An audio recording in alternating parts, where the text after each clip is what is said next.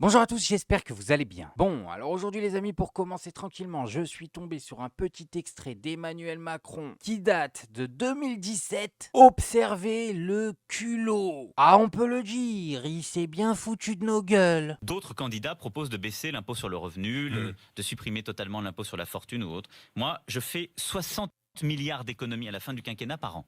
D'accord? Non. 60 milliards sur les 5 ans. Non. Ah, 60 milliards par an. Oui.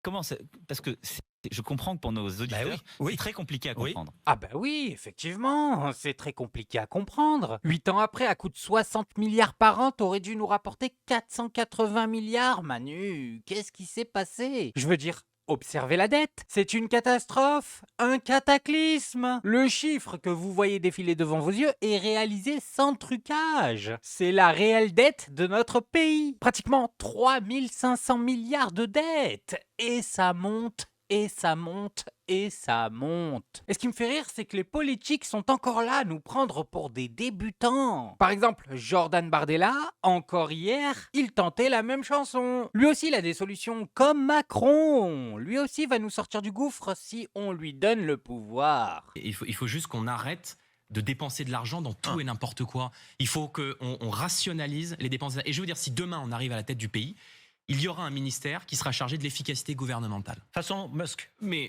qu'est-ce que fait ce Doge? Donc pour reprendre les termes de Musk, tous les jours, on a des gens qui se mettent autour d'une table et qui regardent ligne par ligne toutes les dépenses de l'État. Et tous les jours, là, qui sera le Doge ils français? arrivent à... Vous avez une idée Ça du Doge? pourrait être confié à un chef d'entreprise. C'est pas un gros mot que d'être un chef d'entreprise dans notre pays. Et tous les jours, il y a des chefs d'entreprise, pas seulement des grosses entreprises, d'abord et avant tout des très petites et moyennes entreprises, qui font des efforts précisément pour rémunérer leurs salariés, pour créer de la richesse et aussi pour faire des économies. Donc je pense qu'il y a beaucoup d'économies. Vous avez des idées? Mauvaise Pardon, dépense donc d'État. Alors c'est Jordan Bardella qui va régler nos problèmes de dépenses, mais qui commence déjà par arrêter d'essayer de nous escroquer de l'argent. L'info est tombée hier. Marion Maréchal et Jordan Bardella ont été épinglés par la CNC-CFP pour des factures gonflées ou des frais injustifiés lors des élections européennes de 2024. Donc il y a seulement quelques mois. L'État a refusé de leur rembourser plusieurs centaines de milliers d'euros. Pour Jordan Bardella, 124 000 euros de prime exceptionnelle pour 31 salariés du RN. Refusé. 1200 euros pour une soirée. Refusé. 400 euros de dégustation de vin. Mais qu'est-ce que t'as, Jojo? T'es fou, quoi? Refusé. 800 euros pour des tickets d'entrée au salon de l'agriculture. Ah, il nous avait prévenu. Il est proche du peuple, celui-là. Refusé. Plus de 10 000 euros de repas non justifiés. Non, là tu pousses le bouchon. Justifie quand même. Sinon tu connais la chanson. Refusé. Et pour finir, 1308 euros par jour pour sa protection rapprochée contre 780 euros par jour facturés habituellement au RN. Donc là, il a carrément doublé le chiffre. Mais il n'y a pas de justificatif, il n'y a rien. On ne sait même pas si cet argent va vraiment ou Jordan Bardella nous dit qu'il va. Bref, si ce sont ce genre de personnes qui sont censées relever l'état économique de notre pays, je vous préviens, ça risque d'être salé. Ah bah ils vont servir, bien sûr qu'ils vont servir, c'est évident qu'ils vont servir. Ils sont même pas au pouvoir et ils essayent déjà de se servir. Bon, et maintenant on va passer à un sujet qui n'a rien à voir. On va parler un peu de l'Assemblée européenne. Regardez bien cet extrait. Alors que le député Marc Botanga est en train de parler de la situation actuelle de la Palestine, des ministres derrière lui se permettent de rigoler. Et là les amis, on ne peut que dire merci à Marc Botanga qui va les remettre en place. Tout simplement. Bravo mon Marco, ça c'est propre. Que je peux d'abord demander au Conseil d'arrêter de rigoler. Vous êtes en train de rigoler ici pendant que nous parlons de la mort de je ne sais pas combien de Palestiniens, d'une population qui se fait affamer, et vous êtes là en train de rigoler en faisant des blagues. Ce n'est pas drôle, des Palestiniens, c'est des êtres humains aussi. Vous devriez avoir honte.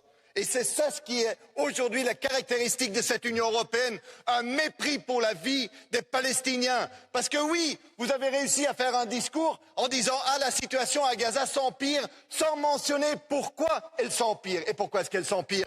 C'est parce qu'Israël bloque toute aide humanitaire, toute nourriture et même l'électricité. Et qu'est-ce que ça veut dire? Sans électricité, pas de dessalination de l'eau et donc pas d'eau potable. Et donc les gens, les familles, les enfants n'ont pas d'eau potable et vous êtes là en train de rigoler. Comment est-ce possible, monsieur le ministre? Comment est-ce possible, s'il vous plaît?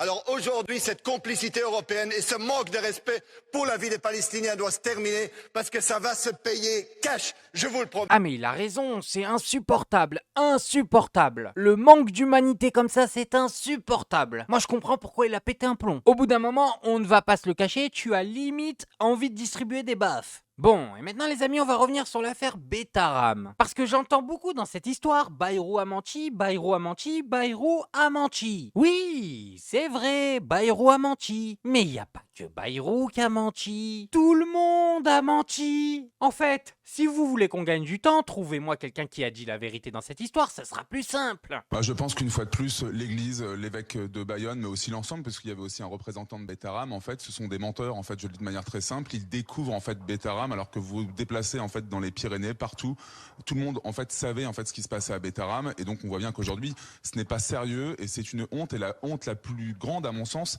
c'est sur Bruno Retailleau, qui est le ministre des cultes, qui fait absolument rien. Imaginez-vous un seul instant qu'à la place du mot catholique, on remplace par musulman ou juif. Je pense qu'il n'y a pas un seul doute, ça serait déjà fermé depuis longtemps, et nous c'est ce qu'on vient de dire en fait. On parle de personnes, on parle de crimes graves, on parle de personnes qui sont peut-être d'ailleurs plus là, parce que je rappelle qu'il y a une personne sur deux qui fait une tentative de suicide, et aujourd'hui en fait vous avez encore la congrégation de Betaram qui dit découvrir les faits. Enfin, je vais vous dire, hier j'étais à Espelette, j'ai été à Baïgori, donc pas loin de la frontière espagnole.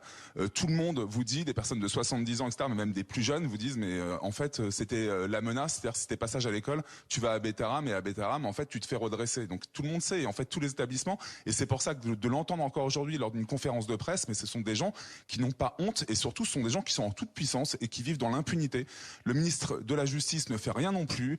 Je rappelle que ce sont des établissements également qui ont un agrément jeunesse et sport. Moi, j'aimerais bien entendre la ministre des Sports en fait là-dessus. Est-ce que c'est normal en fait d'avoir des établissements comme Betaram où il y a plus de 150 plaintes, on ne sait même pas ce qui se passe aujourd'hui. Enfin, je veux dire, c'est un scandale sans nom, c'est un scandale d'État. Et nous ne sommes pas citoyens du Vatican, c'est ce que j'ai dit à plusieurs reprises. Arnaud Gallet, est-ce que vraiment rien ne bouge? Cette affaire Betaram, ça a été une onde de choc. Vous avez vu qu'il y a cette commission d'enquête parlementaire sur les violences en milieu scolaire qui a été votée, qui va avoir lieu, et François Bayrou va être auditionné. Les choses bougent quand même, non? Oui, mais si vous voulez, ça va pas assez loin. Nous, ce qu'on demande, en fait, ce sont des actes. En fait, c'est facile, si vous voulez. Le rapport a été remis au président de la République par Jean-Marc Sauvé, donc le rapport de la commission indépendante sur les abus sexuels dans l'Église, qui fait état de 330 000 victimes de pédocriminalité dans l'Église en 70 ans, dont 23% ont été perpétrés dans des établissements privés sous contrat. Mais sous contrat avec qui? Avec le bon Dieu ou avec l'Éducation nationale? L'Éducation nationale ne fait absolument rien. On annonce là effectivement des inspections. Rendez-vous compte quand même, on donne la date en plus de l'inspection à Betaram. Mais c'est un scandale. C'est-à-dire qu'on sait ce qui se passe, et puis ils ont le luxe en fait d'avoir la date. Non mais, et là, vous avez Betaram qui dit on n'a rien dans nos archives, on n'a vraiment plus rien, vous comprenez, etc. C'est un simulacre, et c'est une fois de plus, je le dis et je le pense, un crachat au visage des victimes. Et c'est inacceptable, c'est indigne en fait. Et ça, c'est indigne, et c'est la France en fait qui porte ce sang en fait sur ses mains. C'est le président de la République à qui le rapport a été remis, et l'Église en fait devrait être condamnée en fait pour ça. Vous savez, vous avez l'Australie, vous avez les États-Unis, etc. Certains États des États-Unis d'Amérique qui ont mis sous contrôle judiciaire l'Église. On parle de quoi, sincèrement? On parle de 330 000 victimes de pédocriminalité dans l'Église en 70 ans, 13 enfants par jour. Et on n'a même pas décompté dans le rapport Sauvé les enfants en situation de handicap. Sincèrement, on parle de quoi? On parle d'un crime contre l'humanité. Je veux dire, faut entendre quand même ce mot-là. Bien sûr que l'humanité, vous voulez que je vous dise, moi, les personnes qu'on rencontre, le message est passé. Moi, à la limite, je vais bien, vous voyez. Oui, le message est passé. En attendant, François Bayrou, il est toujours Premier ministre. Notre président n'en a rien à carrer de cette histoire. Ah oui, lui, comme on dit, s'en bat les Pokéballs. Et à la fin, l'impunité continue. Ah bah oui, si on n'a pas puni ceux d'hier, ceux de demain vont recommencer, bien sûr. Pourquoi ils se priveraient alors qu'il n'y a pas de sanctions, il n'y a pas de conséquences, il n'y a rien, que dalle. Vous voyez pas, c'est open bar 2025. Ce genre d'histoire dans notre pays, c'est open bar. Bon, et maintenant les amis, pour terminer, on va s'écouter Aurélien Lecoq nous dénoncer une escroquerie. Vous allez voir, celle-là, elle est pas mal. Bon, je vous en ai déjà parlé, mais ça fait toujours du bien une petite piqûre de rappel. Trop, c'est jamais assez pour un banquier. Alors je profite d'être à cette tribune pour dénoncer ce qui est un véritable scandale. Combien de Français, en ouvrant leur compte en banque, constatent qu'on leur a volé de l'argent, qu'on leur a, il faut dire, prélever des commissions d'intervention, des frais de découvert ou des frais de prélèvement. Oui, les banques se remplissent les poches en se servant dans les comptes en banque des plus pauvres. Ils prennent à ceux qui galèrent à manger de quoi engraisser un peu plus les actionnaires, sous le regard complice d'un gouvernement macroniste qui pense sans doute qu'il est dans l'ordre des choses, que les riches prennent aux pauvres. Mais pour un banquier, je vous l'ai dit, trop, c'est jamais assez. Alors ça augmente, 14% en 5 ans. Et cette année encore, il devrait augmenter de 5%. Au nom de quoi les banques sont-elles autorisées ainsi à prélever cet impôt privé? C'est un racket organisé. Pourquoi les frais bancaires sont-ils du vol?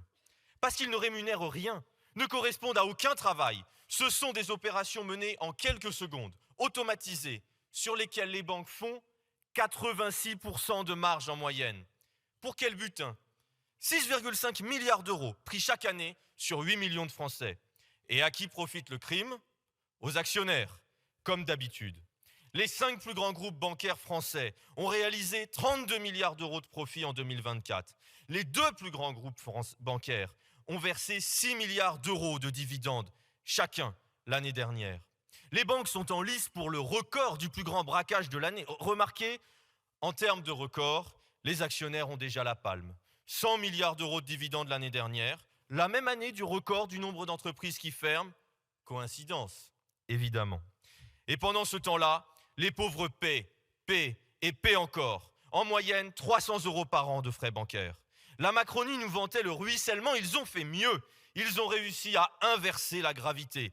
La richesse ruisselle des travailleurs et des précaires qui produisent vers les actionnaires qui se gavent.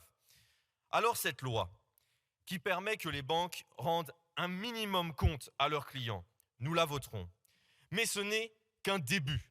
Il faut désormais contrôler drastiquement les banquiers. La présidente Mathilde Panot a déposé une proposition de loi pour plafonner les frais bancaires. Elle doit pouvoir être adoptée.